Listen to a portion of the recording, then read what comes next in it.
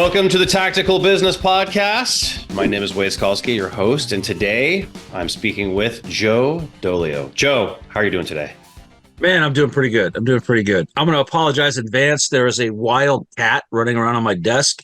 Who knows what sort of tomfoolery is going to happen? I like it. Well, I like to say that production errors are a feature, not a bug, when I'm interviewing people. So that is all good. Yeah, this is the vicious new war cat. Oh, nice. What's the name of the war? Comes in a good camouflage pattern. So, good. What's the name of the war cat?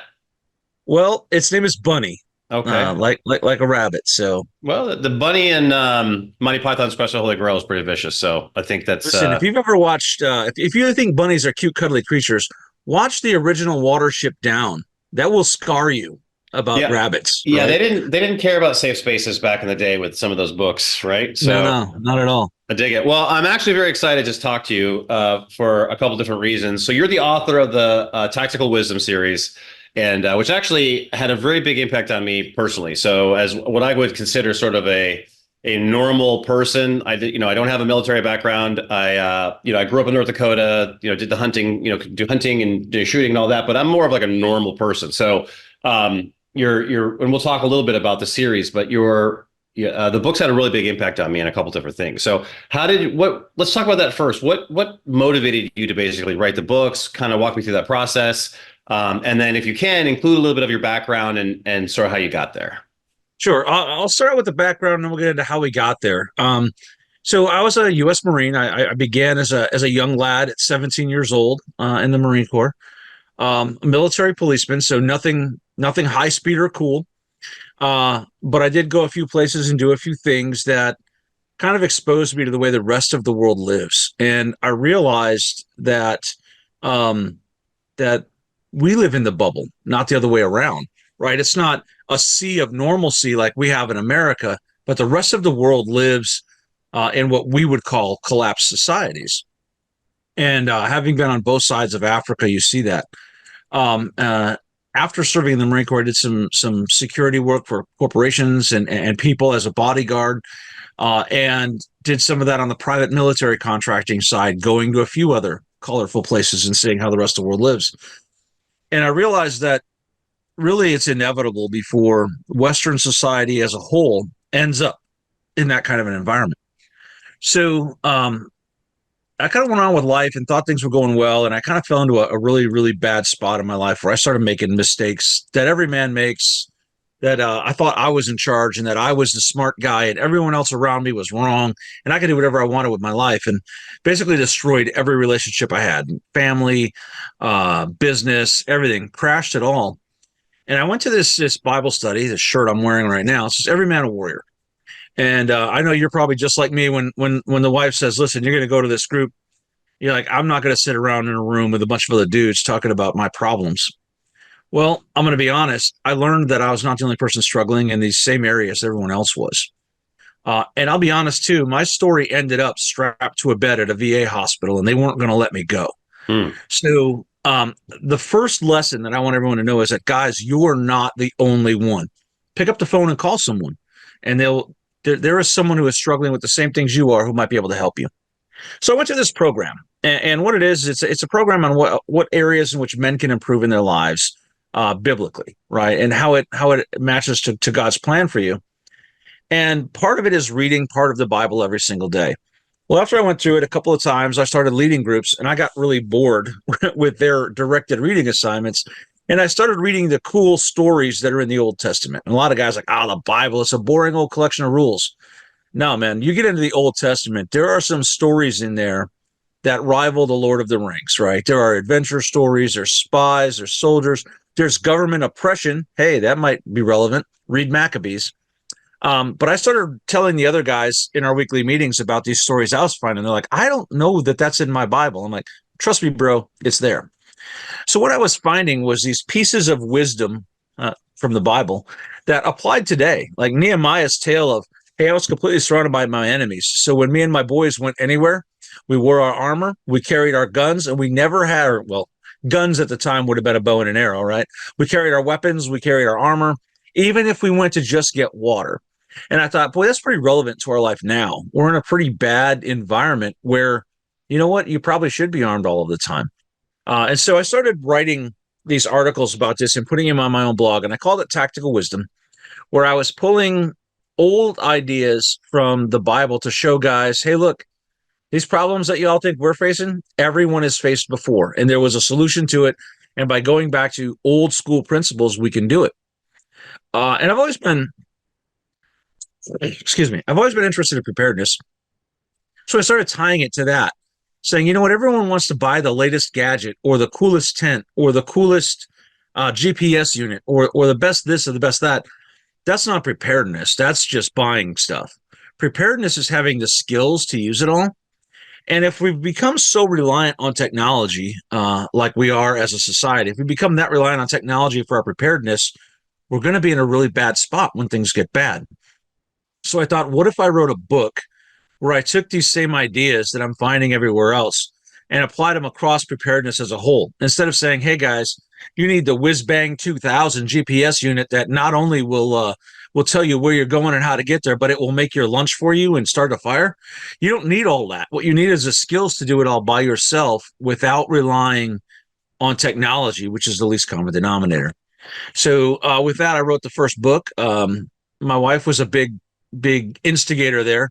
She was always telling me, you should write a book. And I think she was being sarcastic mostly, but she really pushed me for it. That's her cover design, by the way.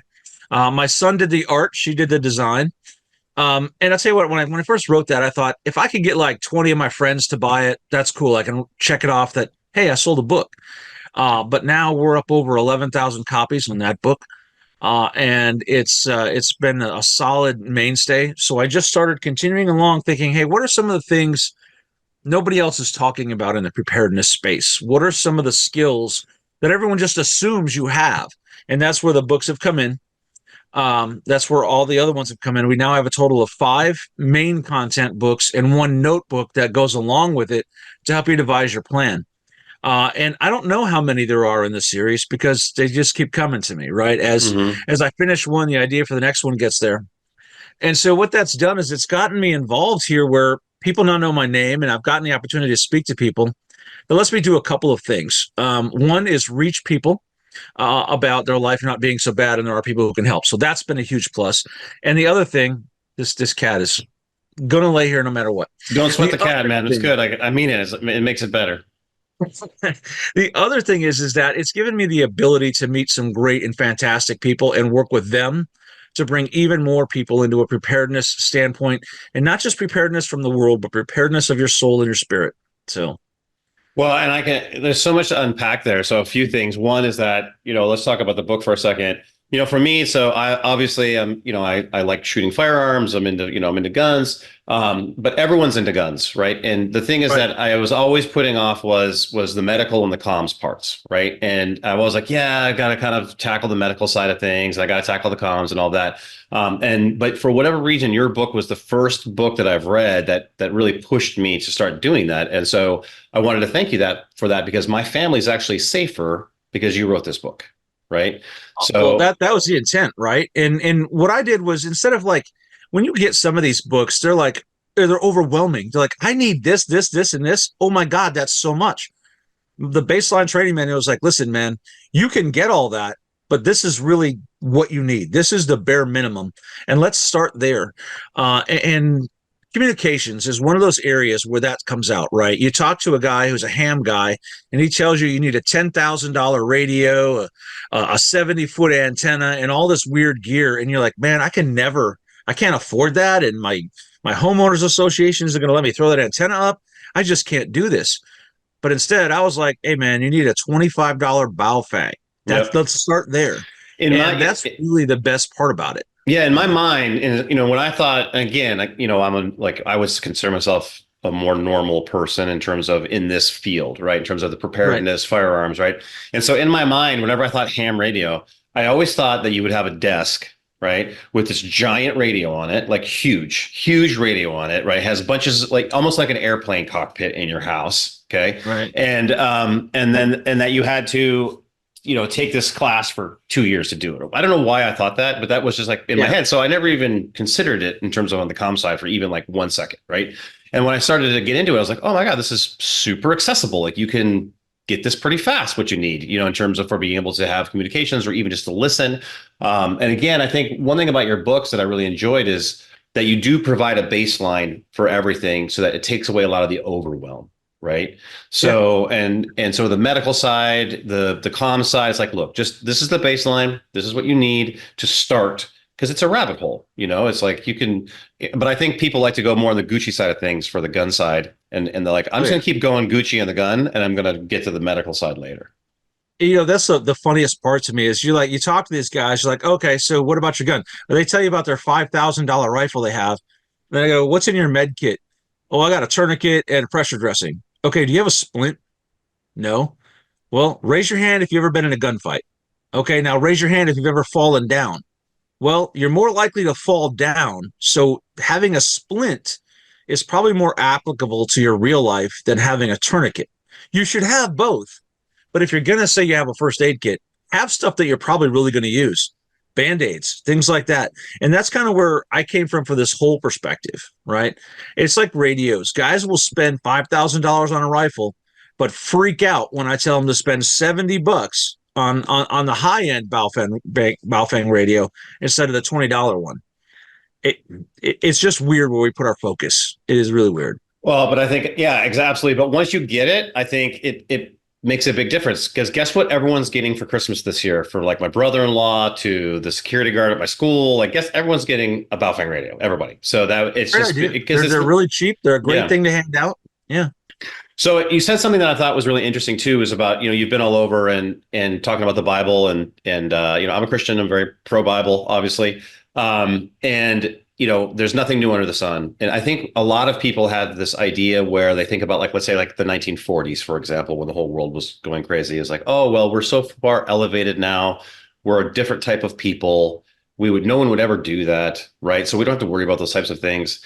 And actually, I think the last 3 to 5 years have really taught me, at least, is that no, it's exactly the same as it was in the Bible. Like, people have not changed from the time they were written about in this, in the Bible 2,000 years ago, 3,000, 4,000 years ago till now. And what brought you to your idea that we're, as a country, the Western world is going to start sliding more and more into that? Like, what are you seeing? Why do you think that? I know that you have a pretty aggressive time frame for when that's going to happen. So kind of walk me through that. Well, I think that the biggest thing is that in doing research for one of these books, I read the book of Jeremiah. And when you read Jeremiah, they were doing all kinds of crazy and ridiculous things as a society. And God was like, hey, man, I'm not really down with that, so you should probably stop. And that's why he sent Jeremiah. Now, Jeremiah was probably the dude who got invited to parties the least. They're like, oh, here comes Jerry again. He's going to tell us we got to stop having drag shows. He's going to tell us we got to stop reading porn to children. He's going to tell us we can't teach these things in school. And I realized, man, where Jeremiah was is where we are today. We've got drag queens. We've got all these abominations. We've got everything crazy and ridiculous is okay now. Theft is okay. Rioting is okay. All these things are fine. And what ended up happening in that situation? Well, God said, all right, I already promised not to use a flood anymore, but I will use war. And when you look throughout the Old Testament, you'll see that every time the society of God collapsed into debauchery and the ridiculousness that goes on, God used war to bring them back to where they needed to be, right? They were destroyed, led away into captivity, ended up coming back and rebuilding. And I thought, man, isn't that what we envision without rule of law society to be? A complete collapse and then a rebuilding. And so I started looking at it on a timeline. And I'm gonna go a little bit overboard here, but I'm gonna say it. This drag queen stuff, that's satanic, and that's even being nice about it, right? Mm-hmm. It's literally going against God, and God's not going to tolerate that for a long period of time. And there's a couple of other things in the Bible that point out things like when you allow the unjust to succeed and the just to be persecuted, you're on the wrong side of history. That's kind of my paraphrase of the entire Bible, but that's where we are today. We're allowing criminals to go free, and we're punishing people who are trying to protect their families. We are stealing that allegedly democratic vote and turning it around and installing who we want, not just in America, all over the world in various countries. The Lula election kind of points that way. And I just thought, it's unsustainable. And one of the things that we talked about even just this morning on the Council on Future Conflict was the removal of the redemption monument points to something. No society in history who removed their monuments and tried to alter and erase their history has ever survived. Hmm. Romans started to do it, were destroyed. It's just the way that it goes. The Anglo-Saxons went through and removed all of the old monuments there. They were destroyed. It's kind of the way that the world works, right? And history's an instruction book. It's not well, that could never happen to us, like you said earlier. It certainly can, and it will. So I just thought, hey, how can I look at this and see where we are? And I got involved with a bunch of guys, the Council on Future Conflict that we do every Monday, Wednesday, and Friday, who were all like-minded and all we look in our crystal balls and we're all seeing the same thing, that the American experiment is pretty much done. We've removed the actual parts of it that made it great, and we've turned it into something it's not. It seems to be a facade now. So when is the most likely time for that all to come to a head? And when you read the headlines, you realize it's much closer than you think. Most people say, oh, no, no, no, that could never happen here. It'll be a long time from now. That's normalcy bias. It's happening in front of you. And we really think first quarter 2025, you will see open violence in America. And that's at the latest. That's saying Russia and China don't make a play. But as we've seen, Chinese military-age males are being arrested for stoking racial violence in America. There's a Chinese man arrested in Albuquerque, New Mexico. He had just painted swastikas all the way up in Kalamazoo, Michigan, on a synagogue in an attempt to stoke racial tension. That guy's not here by accident. He's not just running around the country painting swastikas because he thinks it's cool. He's doing it to put us at each other's throats because China would like to tip us over that edge. I think it's time that everyone should take the blinders off and start preparing. You don't need to take a side. You do need to protect your family, though. Yeah, and I think it's what's interesting is like you don't necessarily. So I think some people may disagree with you that maybe aren't religious, right? So like I say, no, I'm not going to buy into the Bible. I'm not going to buy into that. But what I would say to those people is that, well, you don't have to, just because exactly as that second part of what you said is that is every society that starts to do that with regards to its monuments and starts to wobble off of its axis just eats itself, right? And so I lived in California, and then we moved in 2019, right? And since we moved, like we got out of California at just the right time, is like, at least from an objective observer that's outside of California, I feel like California is eating itself, basically. Chicago is eating itself. Like these places are, the rule of law is starting to be degraded. And when you start to see that in the big cities, it's only a matter of time before it starts to come to some of the smaller cities. And so you can look at it from a metaphysical perspective, which I do, and I agree with you, is that I think that once a society falls below a certain threshold of people who look to something higher, like something metaphysical, then there's a problem, right?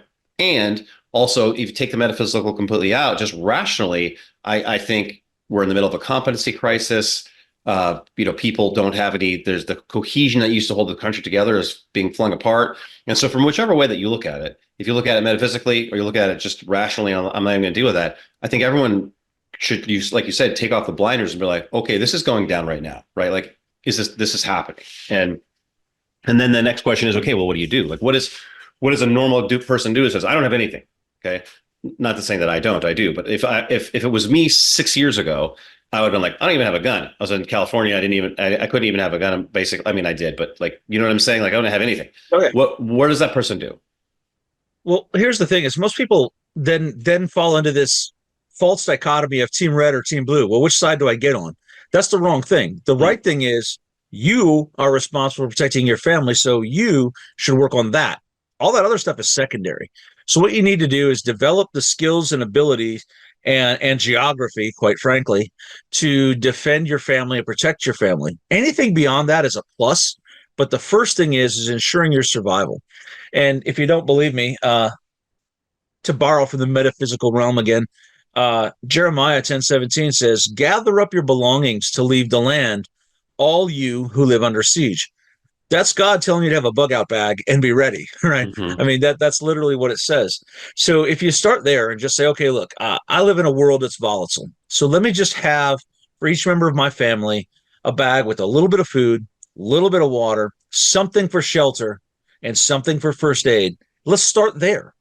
And once you do that, you'll be in good shape. I imagine the folks who live in Maui right now are probably thinking, man, if only I had looked at a map before all this happened, or if I had packed a bag before all of this happened, I might have been in a much better boat than I ended up in. Mm-hmm. And that's kind of where I think everyone should start. That first book, the baseline training manual, literally spells out the stuff to get. And it's not like most of the other books where I tell you got to have the latest and greatest of everything. I'm telling you to get a tarp and a military surplus backpack. I mean, start at the bottom, spend the bare minimum of money, but to get you to a position where I could survive. Once I can survive, I can start working on other things. And that's where the other books start to build in on it. And I think you'll notice too a difference in my material than everyone else's is most of the people in the prepping space, they're so focused on firearms and this fight. I'm the opposite. You'll never see, you'll see firearms mentioned, but you'll never see me talk about firearms skill. You'll see me talk about avoiding conflict more than anything else, because that's where survival is. The more fights I get into, the less likely I am to win. And if I Yeah. can just avoid that conflict and have my own gear and be a lot quieter and a lot stealthier, I'm in a better position than a guy who goes from fight to fight to fight. Well, and I think and 99% of the people, you'll be in a better spot than 99% of the people if you just have a bug out bag, right? Absolutely. A bug out bag in your house, a get home bag in your car, right? Yeah. And you just have the ability, just if something happens, comms, right? Like that Baofeng radio, that I was shocked at how that little radio, the distance you can get out of that thing, right? Yeah, I got a couple of them. A couple. I've got a ton of them. But yeah, this little dude right here, I can hit a repeater 35 miles away, which then extends my radio range another 35 miles the other way. So if you've got the right tools and the right things, you can get a lot of range. And on average, radio to radio, guys are getting anywhere from 5 to 10 miles with these. Not a bad thing to have at all. No, and if if your kids go to school, most people's kids don't go to school farther away than 5 to 10 miles, right? Right. So, if you needed, and that's the thing is, I think what's so powerful about just doing the basics. And again, a lot of people might be kind of rolling their eyes out there and saying, "Oh yeah, I already know this. I already know this." I'm like, okay, great. Then if you already know it in practice, but there are some of us like me that don't know this type of stuff, and the leap of safety for your family is incredible that you take just going to the basics, right? Yeah. It's your family is 10 times safer just going to that basic level. Now there's points of diminishing returns, for firearms, for example, like, how many hours of firearms training do you need to do? You're going to get incrementally better, right? Over time at some point, but comms and and medical, food, shelter, all that stuff, your planning in terms of where you're going to go, your family plan, easy to do, 10 times safer. And listen, guys, if you're looking for a way to really impress your wife or girlfriend or whatever over Christmas, build her a get home bag with a radio in it and give it to her. Uh, my wife at the beginning kind of smirked, but now if I take her bag out of her car to restock it, she was like, "Where did you put my bag? I need that in the car." And it's become a thing where she knows that I care enough that I want her to get home, right? And so it really is an important thing, and it's a life-changing thing. If you start with that one small thing of always having a bag in your car that ensures that you're able to get home to the rest of your family, and they're able to get home to you, you're ahead of 85% of the population. And I really think that that's where you can start. Um, like we said, my book contains literally a checklist on what you need to throw in that bag, and it's not that much stuff. So I think that's a great starting point. Well, and I think also too is it starts the mindset, because Yes. the only advantage that you're going to have is in the very beginning of seeing before everybody else sees it, of what if something's going down, if you got to get out of town, right? Like let's say, Yeah. because it's not something, there's two situations where it's just like everything goes Mad Max and everybody knows it's Mad Max, but like your specific little area of the country has something happen, and normalcy bias will keep most people in their homes and keep them where they're at for whatever period of time that's going to do. And if you're like, "Oh no, we're getting out of here," right? That could be the difference for between life and death for your family, but you won't do that if you don't have the proper mindset. Well, listen, I'll tell you, that's exactly what they ran into in Maui, right? People waited, and waited, and then were told they couldn't go anywhere, and they couldn't because the fire blocked their way. So I've said this from day one, probably one of the first blog posts of mine. I put on there, listen, you can always leave too early. If you leave too early, you just come back. The opposite is not true. If you leave too late, you might never get out. And so that's one of the most important things is deciding when to actually move and get going. On a related note, yesterday we went up to like a little touristy trap area north of town here, and it's a couple hours to the north. And when we were leaving, I tossed her the spare set of keys to my car. And she looked at it, and I'm like, listen, do you think it's a good idea if we're in a big public place like that? We each have a key to the car just in case we get separated. Whoever gets back to the car first can get there and turn on the radio and get a hold of the other one. And her eyes just lit up. She's like, I never thought of that, but that's actually true. Small little things that you don't think about every day, but if you increase your mindset, you will, and it vastly improves your survivability.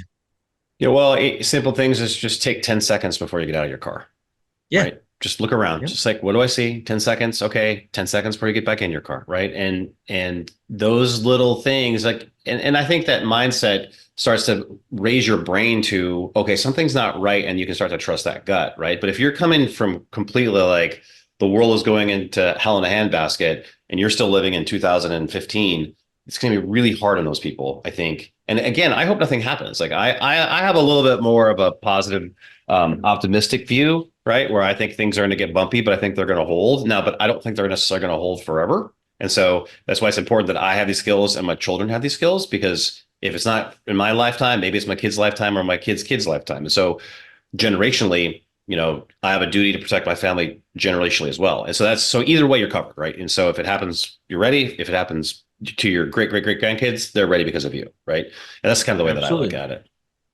Well, and I think that I'm gonna poke you just a little bit here and say that comes from again normalcy bias Yeah.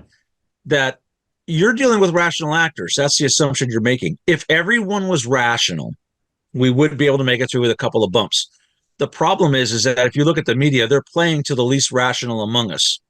That's why they shout every day that Donald Trump is Adolf Hitler, because they want someone to take an irrational action against him, which will cause people on the other side to take irrational action back. And you and I, being rational actors, can't survive all the irrational actors around us. I say the same thing when people talk to me about war with China. Oh, it's irrational because we're China's biggest trading partner and all this, that, and the other thing. Well, one, we're no longer China's biggest trading partner. South America is. But two, you're assuming this from a Western logical thought process. Asians don't think that way. The saving face of needing to take Taiwan is a big piece of Asian culture, more so than it is for us in our logic. So, in other words, to Xi, doing the illogical thing makes more sense culturally than doing the logical thing and just getting along with everyone else. So we have to play, instead of to other logical actors like we want to, we have to play to the least logical among us. And on that note, we just have to be ready for the crazy people to act. I don't have the confidence that crazy people can save us. One crazy person is all it takes to end the world, really. One Kim Jong-un button push, and we're all in a bad spot. I'm not trying to be doom and gloom. I'm just saying we have to have our eyes fully open on some of these things. And I think that's an important one. Well, and for me, I think so the one thing I remember from college basically is the in political science was the concept of the spiral of violence, right? Where it just, where it starts something very small can then be an escalation, and then things spiral out of control. And just because things haven't spiraled, I can't talk all of a sudden, spiraled out of control since the 1940s or 1950s on a global scale, to where it was like millions and millions of people were dying, right? Doesn't mean that it's going to not spiral out of control again, right? So that's issue number one. And then issue number two is, if you look at China, for example, you don't even have to get into the cultural issues, which I agree with you. They think the country thinks completely differently than other countries in the world, right? But you can look at other vectors like their people complain about our national debt. No one ever talks about what China's national debt is right now in relation to its GDP, in relation to and who holds it and what's happening to their middle class. And so China very easily could be the ones that default and go need a war. And they're like, we're going to Taiwan, right? Like, so it could be those things as well. And there's so many vectors right now. You look at just what's happening right now in the Red Sea, where we're going to have to start sending boats around the Horn of Africa, 40% longer and to get across there. Like that's a lot more money. So, we have a very fragile world economic system.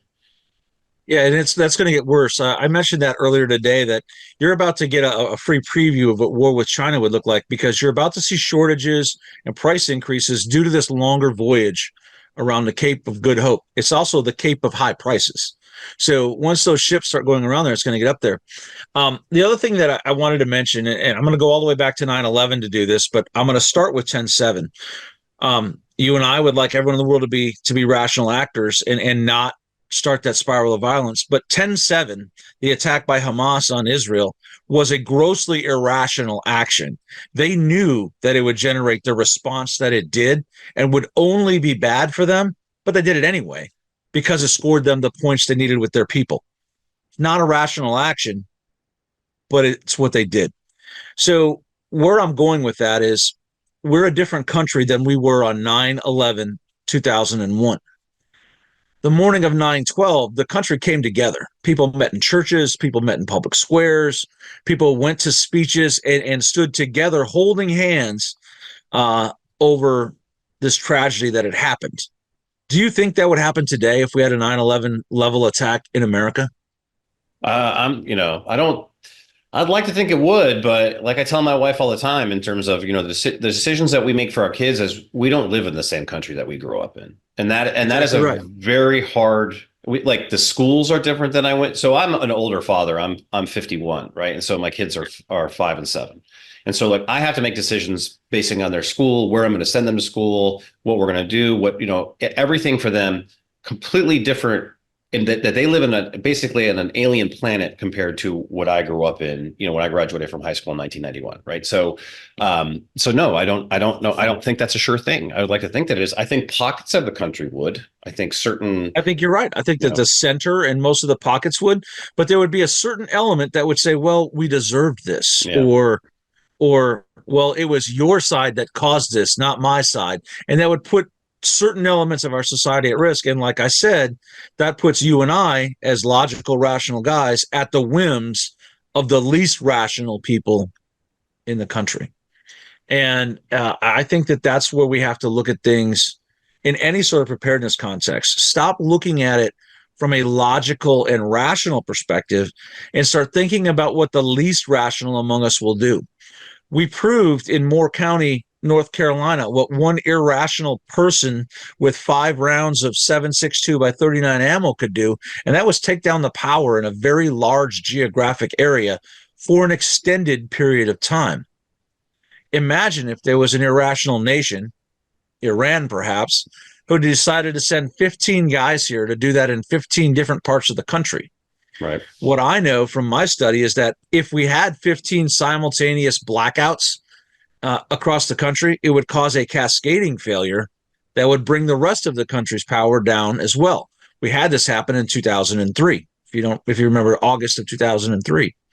So if someone did that from an intentional act, I don't think we would be able to recover from that. And we're so heavily reliant upon the free flow of electrons that the risk gets greater every single day. We add one more thing to this digital world, it becomes impossible to survive if someone just throws the switch. And that's the least common denominator I try to work from. Is all it takes is one guy to throw that switch, and we're all partying like it's 1885 again. And I don't know how that's going to go. Well, yeah, and I think everyone likes to start talking about, oh, AI is going to be so awesome, and they're talking about Chat GPT and how everyone's playing with it, and I think it's all awesome. But I mean, there's a whole 2, 3 generations now that can't even use a map, right? Because the AI in Google Maps, for example, right? So Yeah. the magical phone, right? No one remembers anyone's phone number. No one, if your phone went out, like how many people would be, and the internet went out, how many people would be Oh, able to get a hold of absolutely. anybody? You know, Absolutely. and so I've used a Thomas guide to get around Los Angeles in my life, right? So that is like the most complicated map ever. I will put myself head to head against like the highest Delta Force human being for maps, because of my Thomas guide skills, right?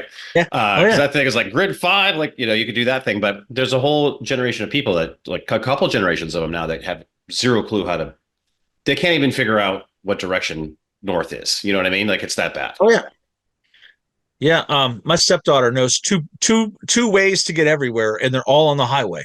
Which and that's because that's the way that Google sends you. And you have to remember too, Google is a sales product, right? Its goal is to drive you past every place where you might spend money because they make money for that. And when I decide how I'm going somewhere, I look at an actual paper map and make my own route because it takes you past as much retail and as much um, other opportunities as it can. But we've become so reliant on it. We think that's the source of truth. Well, this is the fastest way. Well, I can shave 2 or 3 hours off of a long trip by knowing it myself rather than following what some AI thing does. That it doesn't create the algorithm for the map to benefit me. It creates it for to benefit its masters, who are the people paying for it, right?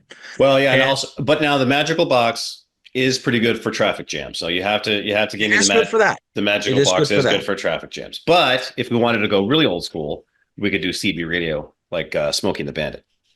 I know somebody who recommends it all the time, and wearing a white shirt right now. So I'm actually a big proponent of CB radio because, first of all, physics is a thing. It never stopped working, despite what people will tell you. There's almost no one on it now, but what is on it is solid traffic information from truckers. I mean, you're not wrong there. It's a good way. Well, that's again me being older. It's like, I grew up in North Dakota, and like CB, like my dad had a CB radio. You know what I'm saying? Like he just had one. He just thought it was cool, and so it was one of those things where, and I don't know if he did it for preparedness or he just thought it was cool, but people don't even know CB's a thing. If you go to, I'll tell if you, you, back in that generation, like my grandparents, we'll start back with my grandparents. They were preppers. They just didn't know it. They never right, called it preparedness, right? But they lived through the Great Depression and they decided never again. So they always canned food. They always had CB radios from when they first came out, and they always had firearms, and they always had a level of independence that we don't now. The average city dweller in America is not an independent creature, doesn't have more than 24 hours worth of food in their house. right, Ask me how I know. We don't have more than 24 hours of food in our house regularly anyway, other than dehydrated survival food. right. But the food we eat every day, we just go to the store or go to the restaurant because it's easier. But and then our parents, they may have started the survivalist movement, but even that was just the crazies who had all the guns who buried them in the woods. Everyone else had CB radio and they still canned their own food. Right. And we lost something in between those generations, right? So it's a big thing. And here's the thing: CB radio. I just wish people would pay more attention to it. You don't need a license. It works farther than even these Baofeng radios do. And they're readily available. They're the most readily available radios in America. You can walk into any truck stop and walk out with the top of the line CB radio for a couple $100 or a handheld for less than 100 and be in good business. Well, So and also too, you get access to on the ground intel because truckers are going to be talking. If everything goes south, they're going to be talking to each other. Be like, what is going on, right? Because if absolutely. before I forget, I want to show you this because I'm going to show off here. So this is, I don't know if you can see this here. Oh, yeah. The gnarliest looking carrots you've ever seen, right? Wait, the gnarliest looking carrots, right? And I keep this on my desk because so these are the grossest carrots ever. They're like they're small and this was one of my first seasons when I got back into growing my own food, but I canned them, and these could be eaten if you absolutely had to, right? But it always reminds me, and I think this is an important lesson that you're talking about, is like I couldn't get to where I am now with my food and my ability to can stuff if I wouldn't have been like willing to suck, right? Like you have to be willing to put something like this. Like this is not sexy. Like you don't show this to your friends, even though I'm showing it to everyone now in this podcast, right? But you don't show this, be like, hey, look at my survival food, right? You don't do that because it just looks horrible. No one's gonna eat that. But you have to go through that phase to be able to get good at anything. Absolutely. And I'll tell you what, I grew up in an environment where we had a cabin up north and with a giant garden on it. And we just canned every year as a matter of course. So to me, it was natural. Mm-hmm. But to see people first starting to learn it in the late 2015, 2016 timeframe when folks were really starting to worry, it was weird. And of course, the government then labeled it as extremism.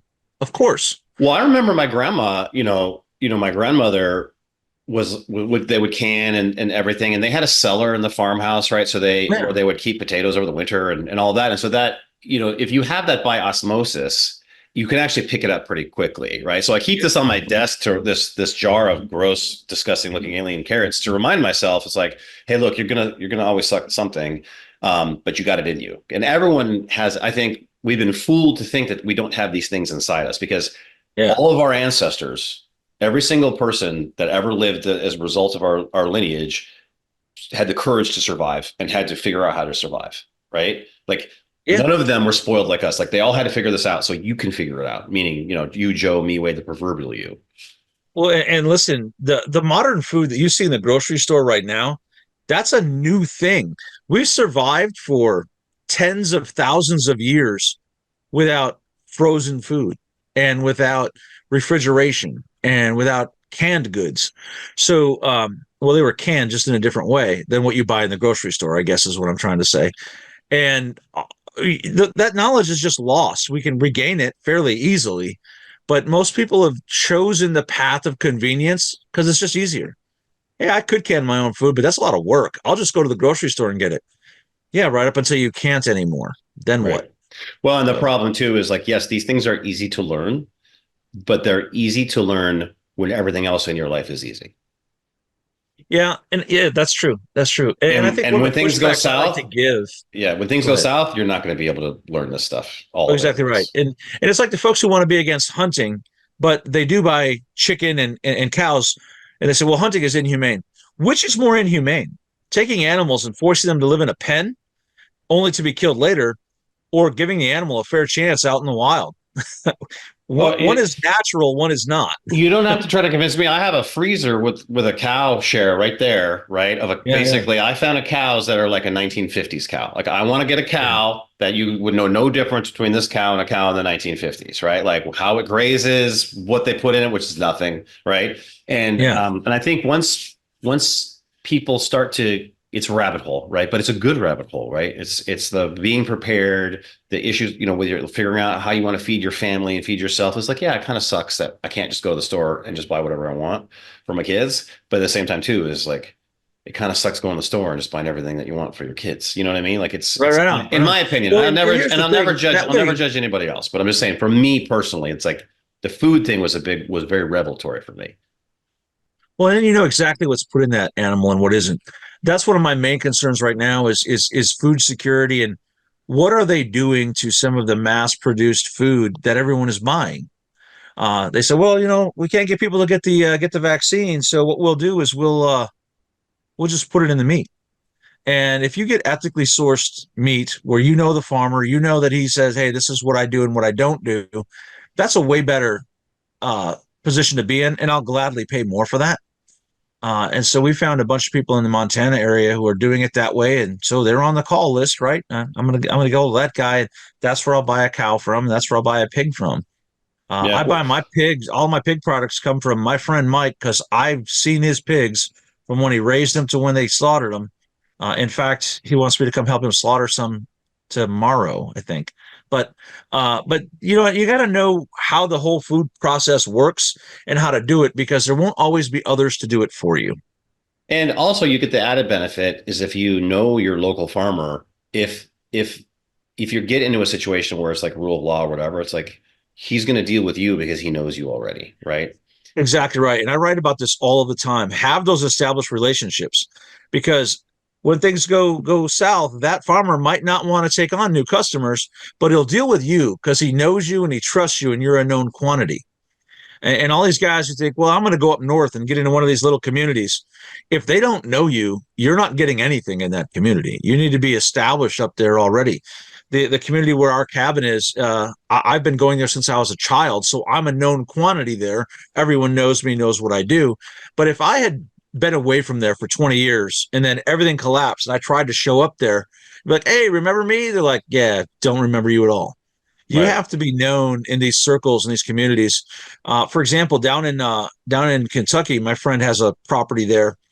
He's also a security contractor, and what he's already done is he talked with the preparedness minded farmers around him and said, "Hey, listen, if things go in a really bad way, you're going to need to safely get that food to the market, and in exchange for food, I'll get you to market safely."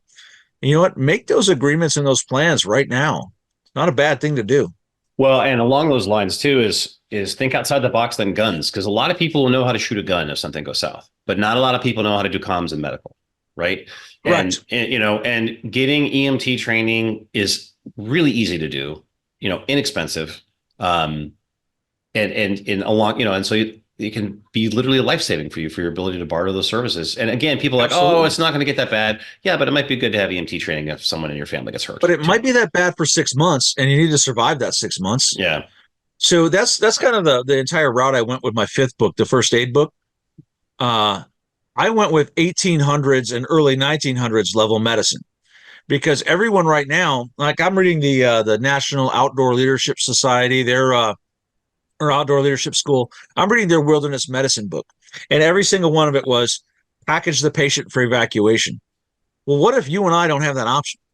What if there's no ambulance coming? There's no rescue team to come and take us out of the backwoods. I have to have skills not only to set that bone in a splint, but to deal with that broken bone until it heals. And again, people survived millennia with broken bones without modern medicine. So my book takes us back to that level. Hey, this is what they used to do. I'm not saying it's current medical advice, but I'm saying if you don't have a modern emergency room nearby, this might be the way to go, and it might work. And I think that that's some more knowledge people really need is the old ways of treating injuries. Well, I like I said, I don't disagree with you at all. And I look at it as, like you said, it with the, and this might be a kind of a good way for us to end. And I want to make sure that people kind of know how to find you is that if you leave too early, you can always come back, right? If you learn these skills and never have to use them, you can always teach them to your kids or to your neighbor, right? Exactly right. I'll tell you what, first aid skills are the one preparedness skill you could use today. Mm-hmm. I can't tell you the number of motor vehicle accidents we've come across, my wife and I, that I've been able to get out and help somebody at just because I know something. And you can too. It's that simple. We sell these active shooters, and people are running down there, and no one has anything to treat a wound. Learn how to use a first aid kit and carry it. Yeah, absolutely. And I think that, and you become calmer, I think, as a person and less anxious Yeah. about the news and what's happening, the more prepared that you are in all these areas, in medical and comms and gun, you know, firearms or whatever. And again, and that's why I think I can't recommend your books highly enough. Like, did I triple negative myself there? No, I can't. Like, I can't recommend your books enough. Like for a person who doesn't come from any background at all other than hunting and some firearms training, they really did make my family safer. So, how do people find you? How do people find your books? If people want to contact you, what's the best place how to do that? All right. So you can find me on Twitter. You find like the biggest dumpster fire. I'm probably at the top of it. No, on Twitter, I'm at Dolio J. And my website is tactical-wisdom.com. You can find me every Monday, Wednesday, and Friday on the Council on Future Conflict on YouTube. It runs from 8 a.m. to about 10 p.m. or 10 a.m., where we talk about things that are going on in the world. And this year, though, I'm on a big push to change things from study into action, and we'll be doing training classes all over the place. NC Scout and I have kind of forged a partnership where we kind of help promote each other's classes. He's got a radio class coming up next month down in North Carolina. But beginning in April of this year, I'm going to be teaching each of my books as a class. So there'll be a fieldcraft class. There'll be a scouting and patrolling class. We're actually going to break up into several other segments and call it something else that I can't reveal yet because of some business deals we're working on. But I'll have a defensive operations class. We're going to break all of these down into weekend-long classes. And we have a new training center in Montana. It'll be in the Big Fork, Montana area. And we're going to have our first classes there in April. And I'm going to be running a fieldcraft class there as my first one, where you can come learn about how to navigate with a map and compass that we talked about that most people don't know how to do or don't know how to do enough to find out where they are on the planet with just a compass, a map, and a couple of landmarks. So we're going to teach that kind of stuff, teach you how to build a couple tarp shelters, teach you how to move around in a potentially hostile environment. So it'd be a good time. Watch my website for scheduled dates and things like that. And that's where you can find me. Well, Joe, I really appreciate you coming on the podcast today. I could literally talk to you for another 3 hours, Right. But I want to be respectful of your time and would love to have you come on again. Absolutely. Anytime. Bye.